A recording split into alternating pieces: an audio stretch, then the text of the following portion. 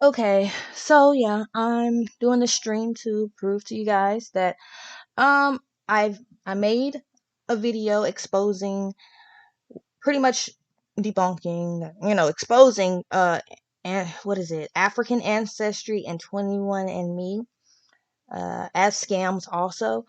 Um Hold on. Get over here. Yeah, but it was blocked and I had to trim out a segment. I'm just now getting to my laptop. I've had other things I had to do today. I have a life, so yeah, I had to get back to my laptop to reply to all of you people. Um, but yeah, I had to trim it. It's processing, and hopefully, it won't take that long right now. Uh, this one just became public. This one was processing all day. Did young Pharaoh lose his lawsuit? Which was another reply to YK the Truth. And this one, YK the Truth and Gatekeeper. Yeah, this one was made right after I made is YK. Well, not is YK, but the YK the Truth exposed as a gatekeeper video. Oh my god. But yeah, um, this video right here, which was an hour and 44 minutes long, how the African ancestry and 21andMe ancestry DNA tests are scams. That one took forever, or is taking forever to process. I might still have to, trim it again to upload another copy. Hopefully, it uploads since I trimmed out what was blocked.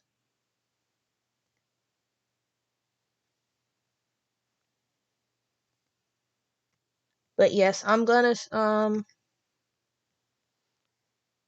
pretty much screen share this video again, which the DNA testing companies come out and tell you that their results are guesses, and I'm gonna show you why you should be worried about your privacy when giving your DNA out like this, which I showed in the African ancestry and 21andMe ancestry DNA kits. um for the most part, like, they get some of these guesses from other people, um like, for example, Facebook, they get so much data, they build shadow profiles of people who never created a profile before. So they're kind of doing the same thing with the DNA they store with this stuff, and they can find that's how they're actually finding killers from the 70s, and murderers from the 70s and 60s, with using this DNA, you know technology, this testing technology, blah. Okay, hold on. Can't find. Nice to meet you. He is a population geneticist at McGill University in Montreal. Last time you saw your DNA, I'm guessing it was in a little tube like this. I spit in quite a few of those, That's yes. right. So once you send those to the companies, they'll take your saliva, they clean it up, they will break down the cells so they can free the DNA, and then clean the DNA, break it into small pieces, and then they lay it out on one of these chips here. So if we look at that chip, will my spit on this chip tell me that definitively I am Italian or definitively I'm from wherever? No. There's a lot of steps that go in between, a lot of statistical interpretation and models, and whose genome your genome is being compared to. It's not 100% sure. So statistics tell us in our model what's the best situation. It is a statistical guess. Yeah. It's an informed guess, but it's never a 100% sure thing. Okay. Timothy Caulfield is a health policy professor who Not sure why the screen isn't showing right now. It's Hold an on. exciting Okay. story, right? It's back up. About you, right? Wow. And so I get why Okay, I'm they're sorry, doing it. guys. But is it really what's happening? You know, can they really be that accurate? I think they're selling something that isn't really supported by the science. What do you think about the messages that are being sent to consumers? I think it's misleading. These companies are really trying to push the idea that this is scientific, right? They are using scientific language, and they present it in a way that looks very sciencey and precise. Caulfield says what people are really buying is entertainment. I think it's recreational science. They can have a little bit of fun with this stuff. Don't take it too seriously, but know that you are just getting some information that is an approximation of how your DNA compares to other people. It's not tracing back your heritage. Back in Montreal, Gravel agrees. These specific percentages should not be interpreted as like definitive, like here's your percentage ancestry from this place. Like that's not that. No. Yeah. Get this, over at Living DNA in the fine print, the company admits some of its results are guesses. We highlight the sources of your ancestry which are likely to be present, using our best guess of the exact source. The deeper I go, the more questions I have. And at 23andMe, their guesswork isn't apparent until we stumble upon this. Select confidence level. What? Why does it say 50%? Does that mean you're only 50% sure what you told me is right? Yeah, that's what it says. Is that what it means? Yeah, I mean, or at least 50%. That seems shocking. Only half sure? Yeah. Do you think that most people know that? No. No, I would like it if they presented their uncertainties more clearly. That's right. 50% confidence is 23andMe's default setting. Italian, 37.7. Ooh, 36.8. But then we begin growing apart. I'm only 28% Eastern European on this one. I'm only 24% Eastern European on this one. This one actually says Poland. Mine doesn't. Mine does. What? Yeah. Look. Poland possible match. Poland was not detected on mine. It specifically says not detected. And it gets weirder. Okay, this is hilarious, though, because look, French and German. What? Oh, I don't have that. You don't have that at all? No. We're identical twins, but you'd have to wonder with results like these. In search of answers, I traveled to New England, to Yale University, and meet up with Mark Gerstein and his international team of computational biologists. They study DNA and statistics, and they are stunned by our twin results. I have to say that one really shocked us. I mean, we expected two identical twins to have the exact same ancestry, and they should. So the fact that they present different results for you and your sister, I find very mystifying. We thought for sure that the differences had to do with just when one person spit, there was a contaminant in the sample, or. But then you looked at the raw data, and you're saying no you difference. checked, and there's no difference. No difference. It's like it's shockingly similar. It's like it's scarily the same. 23andMe isn't the only company with funny twin differences. Oh, great. Now you're Scottish and Irish. All right, I give up. Living DNA is serving up some stumpers, too. Yours says South Italy, and mine says Tuscany. I just don't understand how you could have a Tuscany marker, and I don't. I don't know. you have to come from one region. You cannot come from Tuscany and from Sicily. It just doesn't work like that. So if the DNA technology says we're identical twins, why are some companies giving us different ancestry breakdowns? We spend many hours, we try to understand why they might be different, but we cannot. I think the clean thing to say is we don't know how they did the calculations, but we strongly think that you and your sister should get the same report. End of day. I was once 100% Irish. I do love Guinness an awful lot. But now apparently I'm like 80%. Your results don't stay the same over time. Often they change as the companies update their databases. The commercials don't mention that. What do you think of that? They don't mention that, right?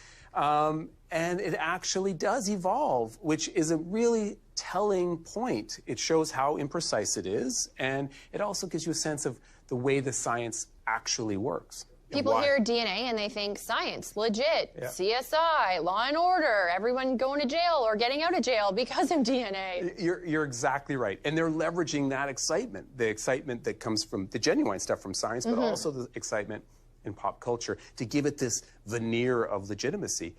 And I think that's a little misleading. DNA kits called into question. They are the kind advertised on TV claiming to trace your ancestry. A woman says she used 2 different popular services to trace her family history and got wildly different results. Fox 32's Tia Ewing reports.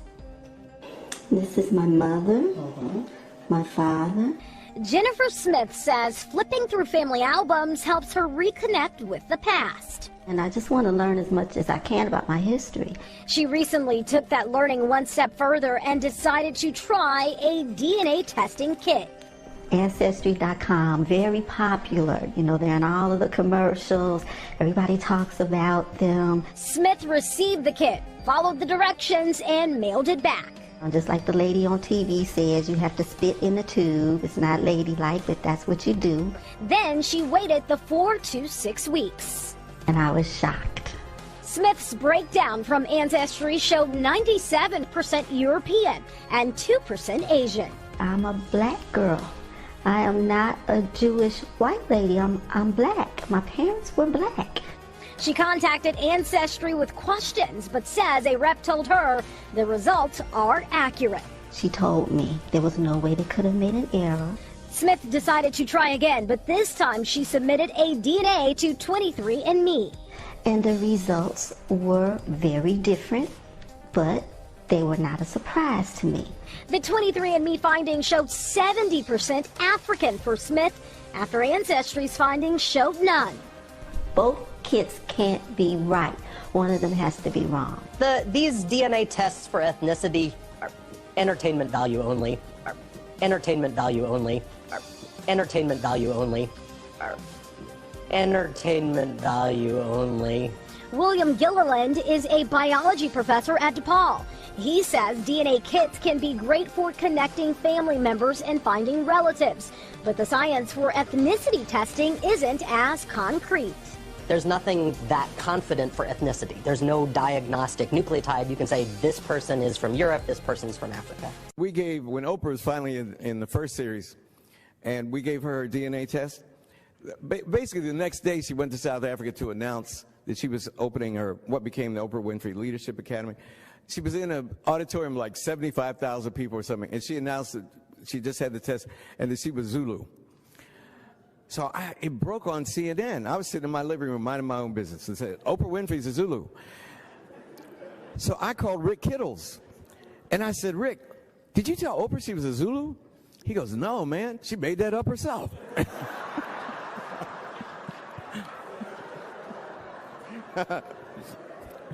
It's a true story. It's a true story. I would lie to make you laugh, but I'm telling you a true story. So I said, Rick, are you in your lab? He said, yeah. I said, is anybody there? He said, no. I said, when the results come in, make her Zulu, man. You know? I said, you back there making it up anyway. Don't nobody believe you can take some spit and figure out a tribe? What, are you crazy? Don't nobody believe you can take some spit and figure out a tribe? What, are you crazy?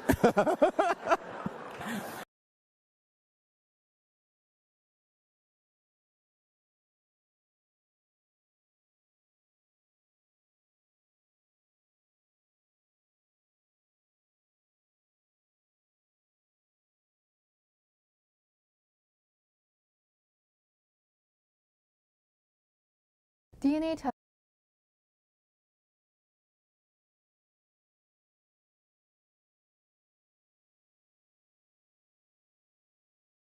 Alright, this is the video showing why you should be worried about your privacy sending in your DNA to these people that store it and use it for other purposes, outside of solving crimes. They use it for other shit, scientific studies, research, all that.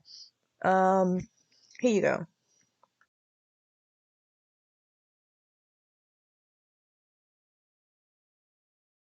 Tests like 23andMe and Ancestry DNA are becoming more and more popular.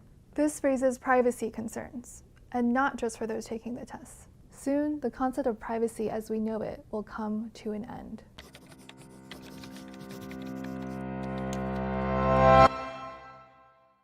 Back in April, police arrested a man as a Golden State Killer, an infamous alleged serial killer who murdered 13 people back in the 1970s and 80s. After all this time, police eventually found the suspect when they uploaded DNA from a crime scene to a genealogy website database, where they found a number of matches, his third and fourth cousins. At first, police didn't release a lot of these details. There was a lot of speculation about how they did find their man. But when I started calling up genealogists, they could guess right away. This is exactly how they have been finding biological parents for adoptees and sperm donor conceived kids for years. Since then, the dam has broken. DNA is being used to solve cold cases and even active investigations. In the last 5 months alone, this technique has contributed to 15 arrests. You might wonder, were these alleged criminals just unlucky? Did they randomly happen to have family members who took a DNA test? The answer is maybe more disconcerting. A study found that most Americans of European descent can already be found through a relative's DNA, just like the Golden State Killer. The relative can be as distant as a third cousin. Third cousins only share a small amount of DNA, but it's enough to build family trees if you use data from the census, obituaries, and other public records. Investigators go through people in the family tree one by one until they get to their suspect. Police do this with a public database called GEDmatch, where anyone can upload results from 23andMe or Ancestry DNA. Even if you never take a DNA test or commit a crime, this can affect you. Criminal cases are one thing, but here's another scenario. A man donated sperm anonymously 30 years ago. If his second cousin once removed takes a DNA test, his children will be able to find him. Relatives you've never met can take DNA tests that affect you, and the actions you take can affect relatives that you don't even know. If you think you've taken precautions to protect your privacy online, you could still find yourself out of luck. As DNA tests get more and more popular, databases like GEDmatch get bigger and bigger. Soon, it won't be hard to imagine a world where anyone can be found, for whatever reason, through a relative's DNA. The idea of your DNA being private no longer exists.